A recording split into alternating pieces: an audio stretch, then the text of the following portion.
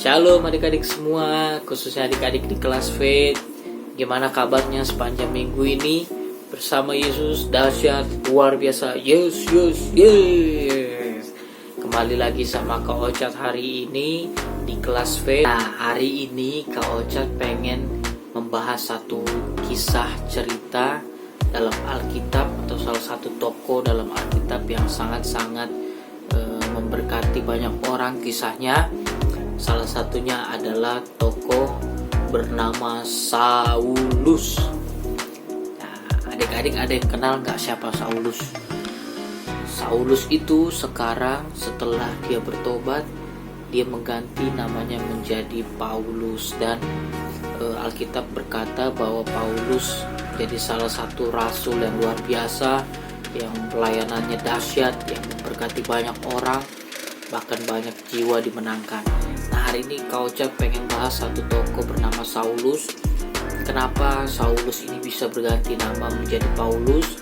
Lalu apa sih yang Saulus kerjakan dulu? Ya, kita sama-sama baca atau adik-adik baca di rumah di Kisah Para Rasul pasal yang ke-9. Itu kisah tentang Saulus bertobat. Ya, adik-adik baca tuh awal-awal mulanya bagaimana Saulus menyakiti banyak sekali orang-orang Kristen. Dia menganiaya orang-orang Kristen, dia menangkap orang-orang yang percaya kepada Tuhan Yesus, dia tangkapin semua. Kenapa Rasul Paulus bisa begitu? Nah, adik-adik nanti baca di Kisah Para Rasul 9 ya.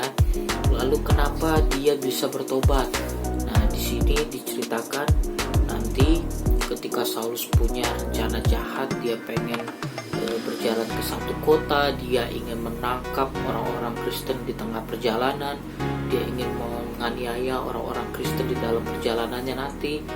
Di situ Tuhan langsung menjamah dia, Tuhan langsung menghampirinya lewat satu cahaya yang luar biasa. Nah, adik-adik baca ya kisahnya di Kisah Para Rasul 9. Kisah Para Rasul 9, lalu Kisah Para Rasulnya yang ke-12 dan sampai seterusnya.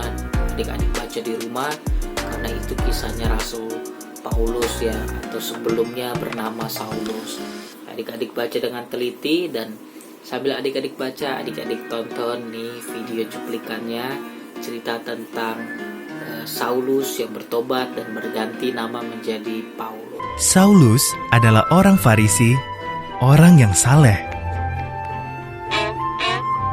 Menurut Saulus, siapapun yang percaya kepada Yesus adalah penyebar dusta dan pantas dipenjara, bahkan dihukum mati.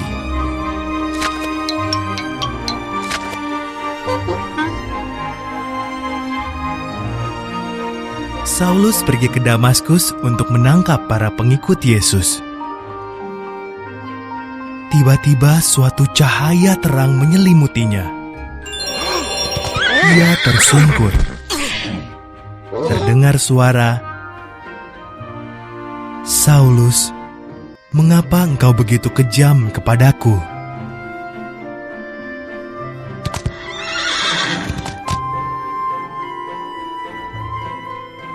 "Siapa engkau, Tuhan?" tanya Saulus. Suara itu menjawab, "Akulah Yesus yang kau aniaya itu. Pergilah ke Damaskus. Di sana kau akan mengerti apa yang harus kau lakukan."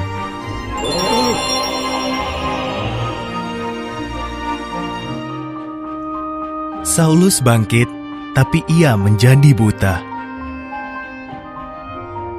Teman-temannya membawanya ke sebuah rumah di Damaskus.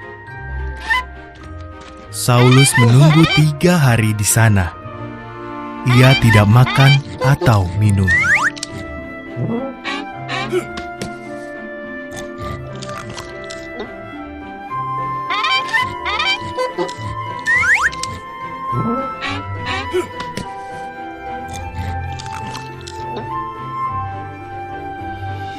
Sementara itu, Yesus menampakkan diri dalam suatu penglihatan kepada Ananias, salah satu pengikut Tuhan di Damaskus.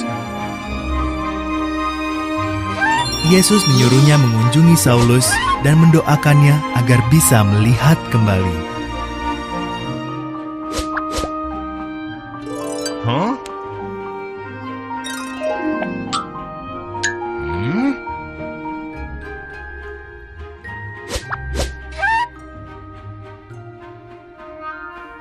Tapi bukankah Saulus ingin menangkap para pengikutmu?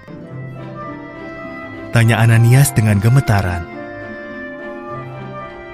Aku tahu, kata Yesus. Tetapi aku mau memakai Saulus untuk memberitakan tentang aku ke seluruh dunia.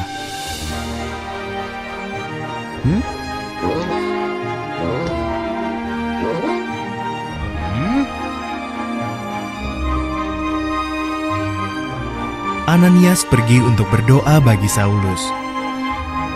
Yesus mengutusku, katanya, agar kau bisa melihat kembali dan dipenuhi Roh Kudus.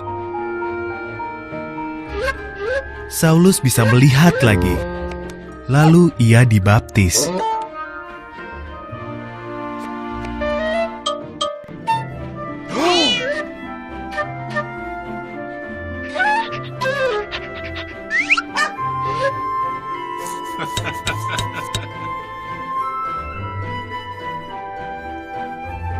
Yesus mengubah Saulus dari seorang penganiaya para pengikut Yesus menjadi pemimpin gereja yang memberitahu semua orang tentang Yesus. Maka ia mengubah namanya pula menjadi Paulus.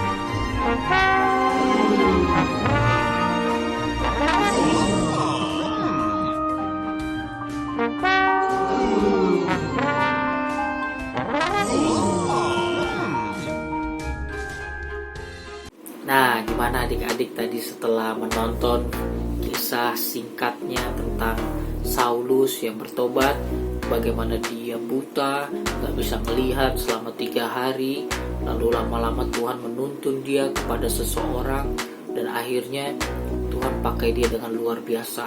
Nah adik-adik, dari peristiwa ini, Kak Ocha rindu adik-adik bisa memaknai bahwa Tuhan bisa memulihkan banyak orang. Tuhan bisa memulihkan siapa aja yang mungkin dulunya adalah orang jahat atau dulunya adalah orang yang berbahaya, tapi Tuhan bisa pulihkan dengan luar biasa. Nah, asalkan adik-adik harus banyak-banyak berdoa, adik-adik harus banyak-banyak baca Alkitab supaya bisa jadi teladan buat keluarga adik-adik, buat juga di sekitar sekolah atau lingkungan teman bermain adik-adik, ya adik-adik bisa jadi teladan.